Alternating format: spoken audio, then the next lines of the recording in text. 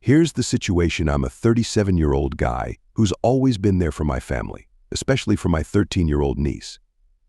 Her mom, my sister-in-law, has had a rough time since my brother passed a few years ago, so I've helped out however I could, covering expenses and making sure my niece didn't go without.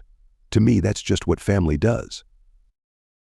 Then, one regular day, I was heading home from work, ready to relax and maybe watch some TV, when I noticed my phone was buzzing like crazy. I saw several missed calls and messages from my sister-in-law, but they didn't make much sense. She just kept saying, "You need to pick up, it's serious, and you're in trouble," without giving any details. I didn't think much of it at first, figuring it might just be another one of her financial crises, since I'd bailed her out before. So, I ignored it and planned to call her back later once I'd settled in. But about an hour later, I got another call, this time from a blocked number. Assuming it was just a spam call, I answered, only to hear someone say, "Hello, is this my name? This is Detective so-and-so and we need you to come down to the station." And that got my attention fast. Dread washed over me instantly, the kind where you know something's very wrong but have no clue what it could be. I asked what it was about, but they wouldn't say anything over the phone, just insisted I come in right away. So I grabbed my keys and went to the station, trying to run through possible explanations, but I couldn't come up with anything that made sense. When I got there, they led me to one of those sterile rooms with a metal table and chairs. Sitting in that room, I felt like I was part of a crime show, but it was painfully real. The detective sat across from me, looking dead serious, and asked if I knew why I was there. I said no, my mind racing as I tried to figure it out. Then he dropped the bomb. My niece had come forward with serious accusations against me. I didn't process it at first, just sat there, staring at him, stunned. When he repeated her claim, laying out exactly what she'd accused me of, it was like a punch to the gut. She was accusing me of something unspeakable, something I can't even say out loud without feeling sick. I was completely frozen. My first instinct was to deny it, of course. I told the detective this had to be some sort of mistake, that I'd never do something like that, and I couldn't believe she'd say something so awful. This was my niece, the girl I'd practically helped raise after her dad passed. None of it made any sense. But the detective was looking at me like I was guilty from the get-go, as if he'd already made up his mind. He said they'd started an investigation and that things weren't looking good for me. Apparently they'd spoken with her mother too, and she fully supported her daughter. It stung, but more than that, it completely baffled me. Why would my sister-in-law back this up? What was going on? I felt like I was spiraling. It's one thing to know someone's talking about you behind your back, but it's a whole other level of terror to have it laid out in an interrogation room by a detective. He kept pressing, asking if there was anything I wanted to confess, if I was hiding something. I felt like I was losing my grip on reality, like I was trapped in some nightmare I couldn't wake up from. Eventually, he asked if they could search my home. He made it sound like I didn't have a choice, so I agreed. I had nothing to hide, but the thought of them combing through my place, treating me like some sort of criminal, made my skin crawl. After hours of questions and waiting, they finally let me go, but they didn't clear anything up. The detective just told me to stay available because they'd be in touch soon. I left that station feeling completely dazed, my mind spinning with questions I couldn't answer. How did it come to this? Why would my niece say something so horrible? And what was my sister-in-law thinking, standing by it? When I got home, the gravity of it all hit me like a ton of bricks. This accusation could destroy my entire life, my job, my relationships, everything I'd worked for. It could all disappear because of a lie.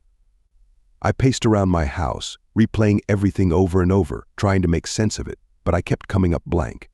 I thought my niece and I were close. I'd spent countless hours helping her, being there when she needed someone. None of it added up. That night, I barely slept. Every time I closed my eyes, I saw the detective's face, heard my niece's accusation ringing in my ears. The sheer injustice of it gnawed at me, and I couldn't shake this terrible mix of anger and disbelief. How could family turn on you like that? Why would someone I'd trusted do something so cruel? I kept trying to convince myself there had to be some kind of explanation or mix-up that could sort all this out. But deep down, a part of me was beginning to fear the worst. The way my sister-in-law was so willing to stand by this lie, her whole approach to it, it felt calculated, intentional.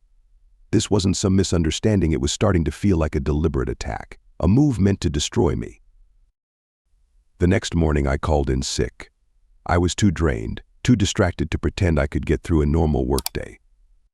Sitting there, staring blankly at my phone, I realized I had a choice. I could try to ignore it and hope it would go away, or I could fight back, dig into why they were doing this, and reveal the truth. I didn't know what I'd uncover, but I was ready to find out. After that interrogation, I was completely wrecked. I couldn't eat, couldn't sleep, couldn't think about anything except what my niece had accused me of. I kept trying to wrap my mind around it, but the harder I tried, the more confusion and frustration set in. How could a kid I'd done so much for suddenly turn on me like this? And why was my sister-in-law, my late brother's wife, supporting her in something so horrific? The police didn't just shrug it off. Either they were taking her seriously, actively investigating, as if I'd really done what she claimed. It felt surreal. I was sitting in my own house, but it no longer felt like my home, just a place under suspicion. Everything around me felt different, tainted somehow. It was more than unsettling, it felt like there was something darker going on here, like I was missing a critical piece. It didn't seem like just a kid making something up, it felt planned, like there was a reason behind it all, but what? Out of nowhere, I got a call from the detective handling the case. He told me they needed to interview my niece again, this time without her mother present. That caught my attention. I didn't know why they'd separate them, but if the police were suspicious too, it felt like a small glimmer of hope that this whole mess could be sorted out. I don't know what happened in that room during her second interview, but a few hours later, I got a call that changed everything.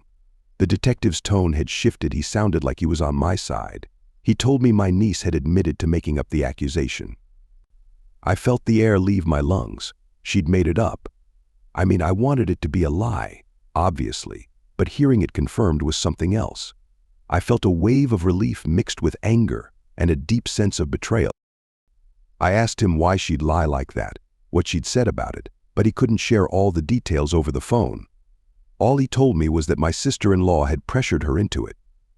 Hearing that, I can't even describe it. There's that old saying about blood being thicker than water, but at that moment, it felt like my family had thrown me under the bus without a second thought. My sister-in-law had actually pushed her own daughter to lie, to say something so terrible, and for what? When I met with the detective in person, he filled in the gaps. My niece had confessed that her mom told her to make the accusation because they needed money, and my sister-in-law figured this would be an easy way to blackmail me. The entire plan was designed to back me into a corner where I'd be too afraid of the damage to my reputation to fight back. She thought I'd be scared enough to pay up and keep quiet. I sat there, stunned as he explained. Each word felt like another stab in the back. I'd always known my sister-in-law was struggling financially after my brother passed. That's why I'd stepped in so many times to help with groceries, clothes for my niece, whatever little extra they needed to get by. And she'd taken all that goodwill and weaponized it, trying to squeeze even more out of me. The detective told me that my niece had initially resisted. She'd known it was wrong, she'd said, and she was afraid, but her mom convinced her they had no other options, that this was the only way. Imagine that a 13-year-old, told by her own mother that the only way forward was to accuse her uncle of something so vile. I felt sick. I'd thought I knew my sister-in-law. She was family, after all. She'd married my brother, and when he passed, I felt it was my duty to help support them. But to hear how she'd manipulated her daughter into making an accusation that could have destroyed my life, I couldn't process it. How desperate, how selfish would you have to be to put your kid through something like that? The detective asked if I knew her financial problems had gotten so severe. I told him honestly that she'd mentioned money troubles a few times but had never made it sound that serious. She was usually vague, saying she might need a little help here or there. And yes, I'd helped her out before, but I had no idea she'd stoop to something like this. I was shaken, hands trembling as my mind raced. I kept thinking of all the times I'd trusted her, welcomed her into my life, even into my home. Now, knowing she was capable of this level of betrayal, it was unreal. I'd heard of people betraying family over money, but this was my own family. I never thought I'd be targeted by the very people I'd worked so hard to help. And then there was my niece. I didn't know what to feel about her anymore. Part of me felt for her she was just a kid, after all. But she'd still gone through with it, still let those awful words come out of her mouth, fully aware of what they could do to me. I couldn't stop picturing her face, this kid I'd practically raised, now forever connected to a lie that nearly destroyed me. The detective said they'd follow up with my sister-in-law, but he couldn't guarantee any consequences. He said that, even with my niece's confession, proving her mom's role in it could be difficult if she tried to deny it. I was furious, but also felt helpless. The thought of her possibly dodging accountability made me feel sick. I thanked the detective, shook his hand, and left. I walked home, dazed, trying to absorb everything. I felt like I was split in two. On one hand, relieved my name was cleared and the lie exposed, but on the other, filled with sadness and anger. This was my family. My own flesh and blood had tried to ruin me over money. When I got home, I sat in silence, replaying every moment in my mind, trying to make sense of a betrayal I never could have seen coming.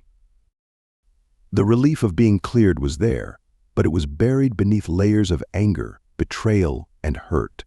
I didn't know what to do next, only that things would never go back to the way they were.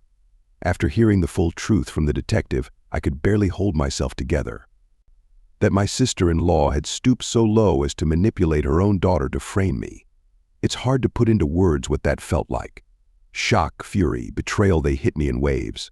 But one thing was clear: I needed to confront her. I couldn't let this go without hearing whatever twisted justification she thought she had. I didn't bother calling. I drove straight to her place, my mind racing. Every moment of support I'd offered, every bit of help I'd given them flashed in my head, only for her to turn around and do this. My blood was boiling, and I wasn't even sure what I'd say, just that I needed answers. When I got there, she answered the door looking surprised but unbothered, which somehow made me even angrier. She was standing there as if she hadn't just tried to ruin my life. Barely managing to hold back my anger, I looked her straight in the eye and said, "We need to talk. Now." She put on this fake, friendly smile and asked if I wanted to sit down like it was a normal chat. I cut her off, diving straight in. Why? Why would you make your own daughter create a story like that? For a moment she looked caught off guard, like she hadn't expected me to be so direct, but she quickly recovered, giving a long, exaggerated sigh. "Look," she began, "you don't understand. Being a single mother since your brother passed has been hard. You have money, and we're struggling." "Stop," I interrupted, cutting off whatever excuses she had ready. "You tried to ruin my life. You told your daughter to accuse me of something horrible. Do you have any idea what that even means?" She crossed her arms, still avoiding my eyes, and muttered, "I didn't have a choice. You're well off, and we're just scraping by." I was desperate, okay? Desperate people do desperate things. I couldn't believe her response. "Desperate people do desperate things," I nearly yelled. "You thought slandering my name was a reasonable solution just because you needed money? I've helped you every time you asked, and this is how you thank me." She rolled her eyes, which only stoked my anger. "Oh, please," she scoffed. "You act like you've done so much for us, but a few handouts don't solve all my problems. I needed real help." Real help, I laughed bitterly, the absurdity of it all hitting me. "I've paid for groceries, clothes, school supplies. How much help were you hoping to squeeze out of me?" She just clenched her jaw, finally looking at me, but with a hardened expression. "It's easy for you to say that. You don't know what it's like to struggle every day." I thought if I could scare you a little, maybe you'd finally give us the support we need. "Scare me," the words echoed in my head. "You wanted to frighten me into giving you money by making your daughter accuse me of something unforgivable. Do you even realize how twisted that is?" Her face tightened, and she replied, "It wasn't supposed to go this far. I thought you'd just pay up quietly, maybe feel guilty enough to help us long term. I didn't mean for it to get out of hand like this." Get out of hand? I could feel my pulse pounding. "You told your daughter to accuse me of a crime. Did you even think about what this would do to me or to her?" She looked away, silent, as if a wall of indifference surrounded her. She muttered again about her hard life, as if that somehow justified everything. "I trusted you," I said, struggling to keep my voice steady. "I trusted you, and I trusted her. I've been there for you both since my brother passed, and you used that against me. You manipulated your own daughter to try to blackmail me. Do you even realize how horrible that is?" She huffed, finally meeting my gaze with a look of indignation. "Fine, maybe it was a little extreme, but like I said, desperate times call for desperate measures." I shook my head, feeling a wave of disgust. There's a line between desperation and cruelty, and what you did was outright cruel. You tried to ruin my life for money, and you dragged your own daughter into it. She didn't respond, just stood there staring at the floor like a child who'd been scolded. At that moment, I realized that nothing I said would get through to her. She was convinced she was the victim here, that her actions were somehow justified by her struggles.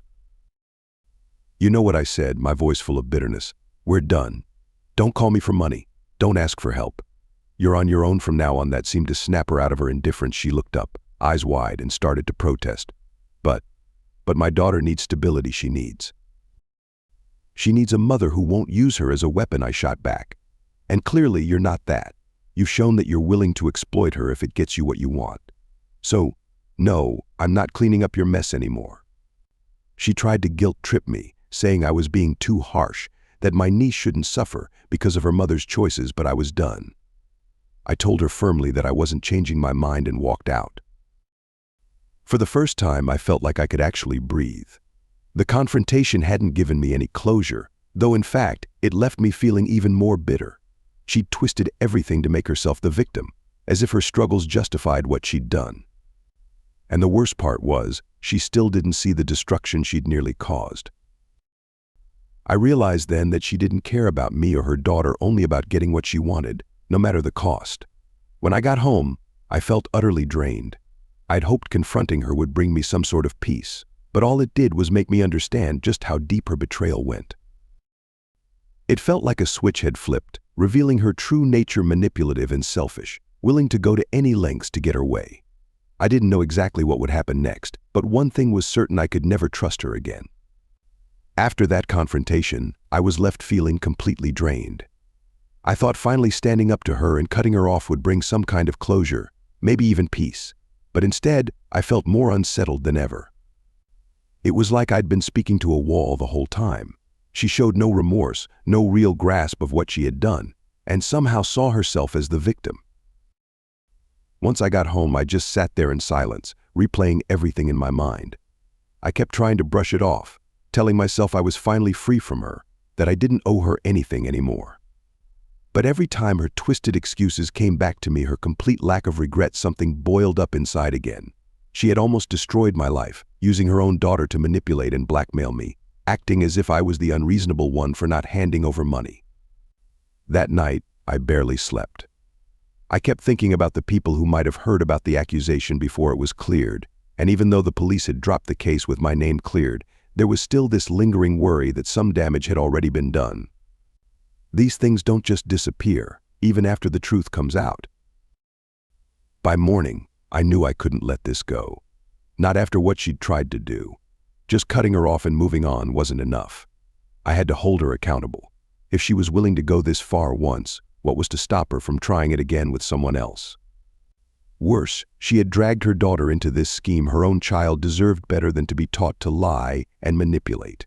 I called the detective who had handled the case and told him I wanted to press charges. He seemed surprised at first, likely assuming I'd just want to leave this all behind. But when I told him everything she'd admitted during our conversation, the blackmail, the manipulation, the pressure she'd put on her daughter, he understood.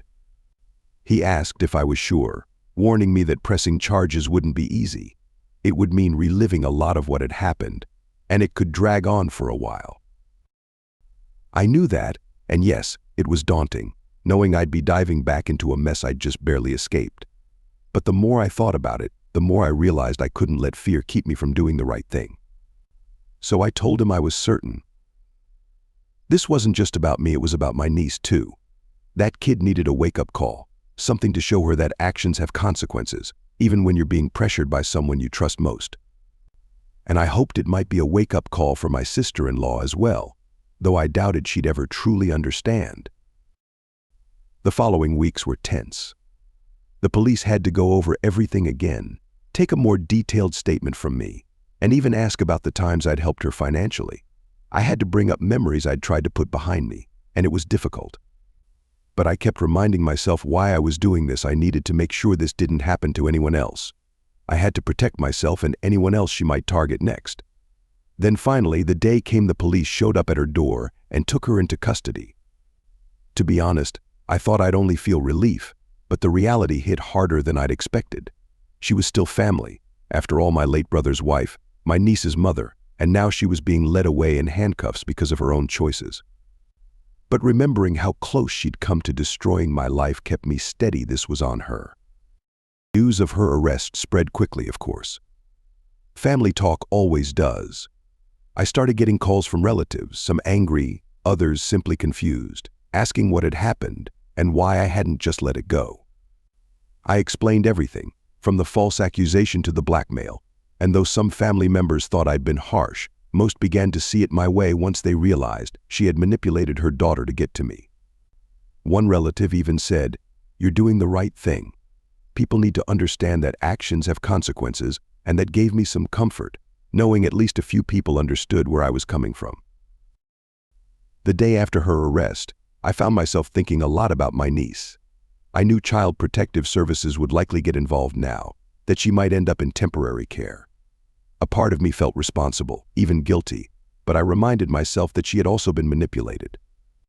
I couldn't shield her from the fallout, but maybe this would give her a chance to see things as they really were, to recognize that what her mother did was not okay. Still, no matter how much I tried to reason with myself, it hurt. I had cared for her, treated her like my own, and she'd gone along with her mother's scheme without thinking about what it would do to me. That's not something you just get over. In the weeks that followed, I focused on rebuilding, trying to find a sense of normalcy, but the whole experience had left a mark.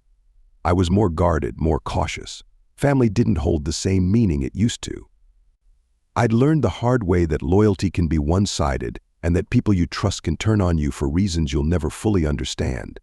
Looking back on my decision to press charges, I had no regrets. I did what was necessary to protect myself, and maybe, in some way, I'd helped my niece too. I hope that one day she'll understand that her mother's betrayal was what forced my hand, that this was all because her mother had taken advantage of both of us. I hope it's a lesson she'll never forget. In the days following her mother's arrest, I felt stuck in a strange place, a mix of relief, regret, and anger that still simmered beneath the surface. My family was split over what had happened. Some thought I'd done the right thing, while others believed I'd gone too far, that I should have just moved on. In a strange way, it almost felt ironic. Everyone around me had an opinion, but none of them really understood what I'd endured. I tried not to let it get to me. Deep down, I knew why I'd made my choices. I couldn't let her actions go unpunished, not when she'd come so close to tearing my life apart. And honestly, I hoped this whole ordeal would serve as a lesson for my niece. But knowing all of that didn't make things easier. My family, the people I once thought I could rely on, now felt like strangers. Returning to work felt surreal. I couldn't shake this feeling that a label was stuck to me, like everyone could somehow see what I'd been through, even if they didn't know the specifics. I knew it was just in my head, but I felt hyper-aware of every interaction, wondering if anyone was judging me or whispering behind my back.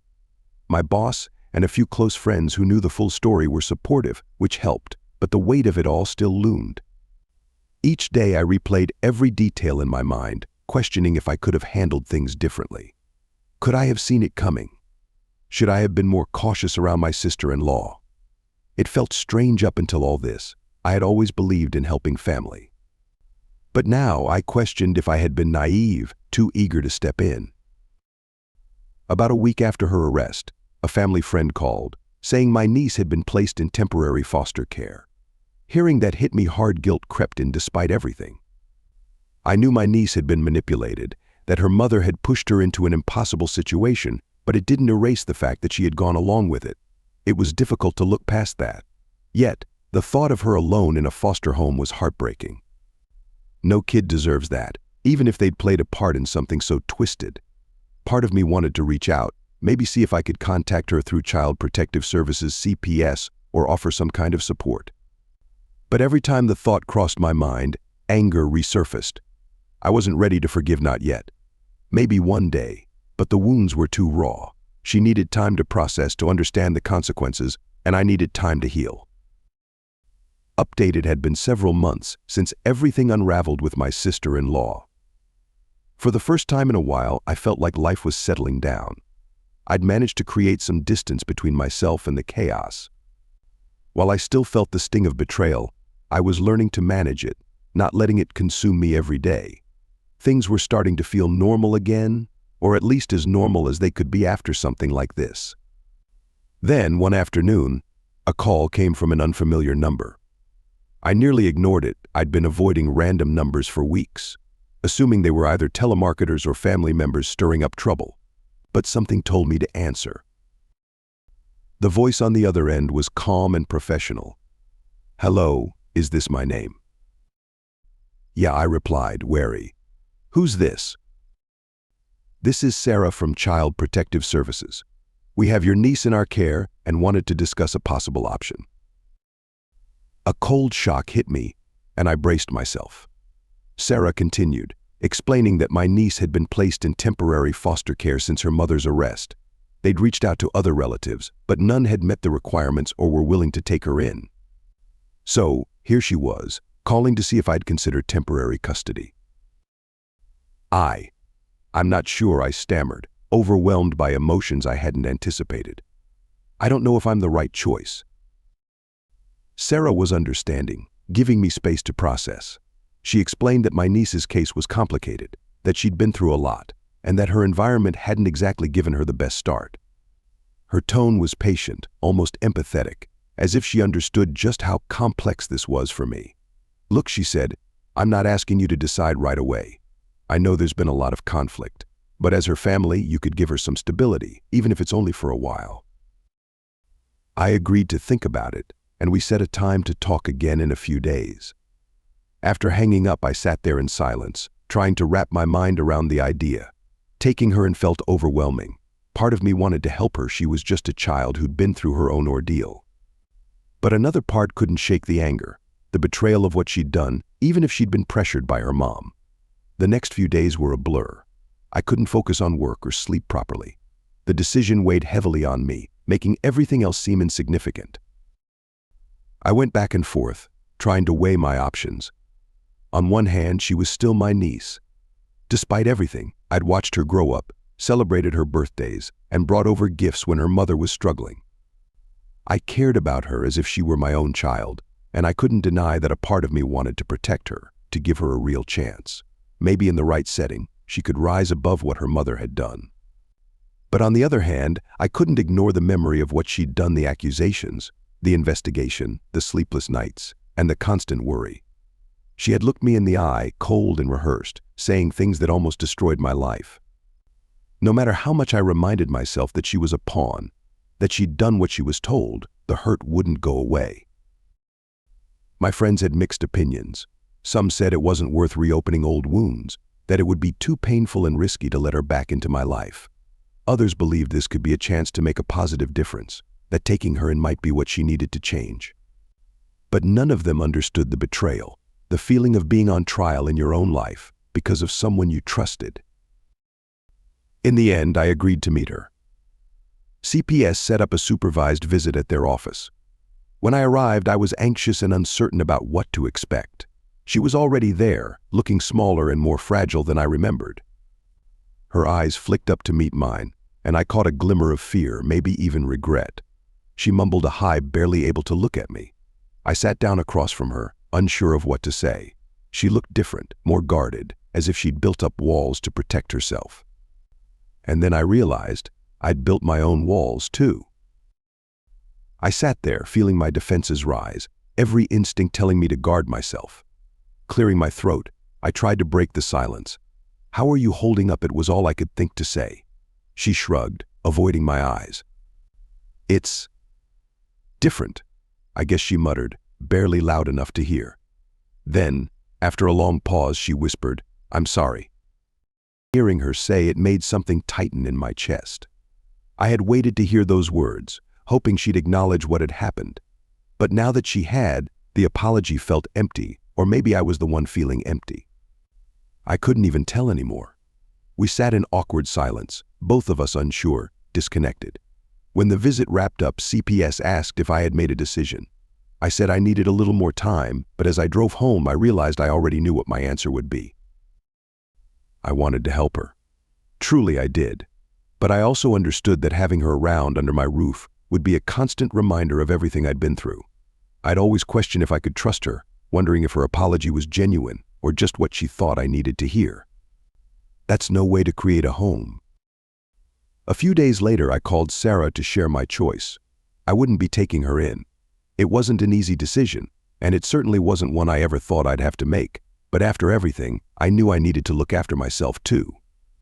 I hoped she'd find somewhere she could heal, where she could learn and rebuild without the shadow of her mother's actions looming over her. Saying goodbye to family is never simple, but sometimes letting go is the only way to move forward.